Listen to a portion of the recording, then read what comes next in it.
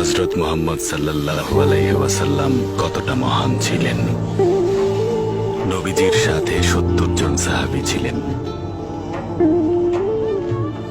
সেই সময় মদিনায় অনেক সুখ শান্তি ছিল। হঠাৎ অনেক খারাপ সময় চলে আসে সেখানে। বেহেশতের মতো শহর দোজখ হয়ে গেল। সবখানে তখন আগুন আর আগুন।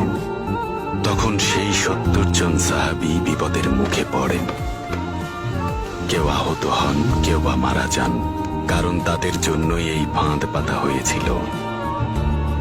আমাদের নবীজি তখন এই ঘটনার পরে ভীষণ দুঃখ পেয়েছিলেন। আনাস ইবনে মালিক বলেছেন, তিনি নবীজিকে এত দুঃখ করতে এর আগে কখনোই দেখেননি। আমাদের নবীজি প্রতি ওয়াক্ত নামাজে ওইসব নিষ্ঠুরদের অভিশাপ দিতেন।